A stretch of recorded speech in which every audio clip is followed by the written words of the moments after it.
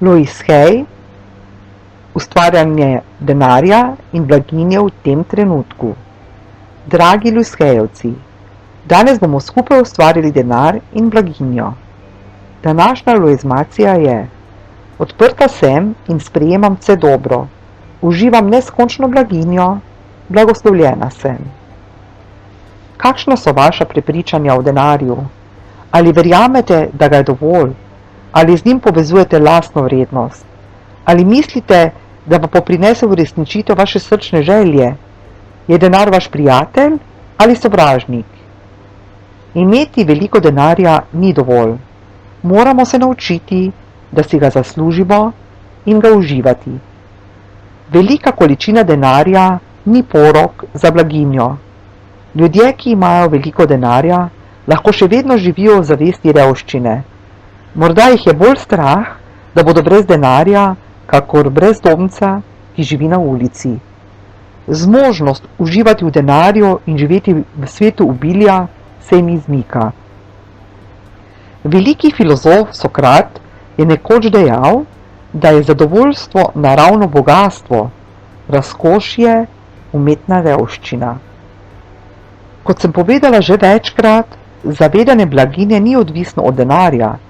Pretok vašega denarja je odvisen od zavedanja blaginje.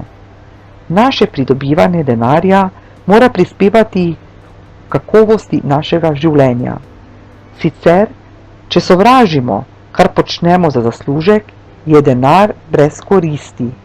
Blaginja vključuje tako kakovost našega življenja, kot tudi količino denarja, ki ga imamo. Blaginje ne opredeljuje le denar, obsega čas, ljubezen, veselje, udobje, lepoto in modrost. Lahko ste na primer revni v pogledu časa. Če se počutite, da morate vedno hiteti, ste pod pritiskom in vznemirjeni, se je vaš čas pogreznil v revščino. Če pa se počutite, kot da imate na razpolago dovolj časa za dokončanje opravil in zaupate, da lahko dokončate vsako delo, v pogledu časa živite v blagostanju. Kaj pa uspeh? Imate občutek, da je izven vašega dosega in povsem nedosegljiv? Ali da ste po svojih merilih uspešni? Če je tako, potem ste z vidika uspeha bogati.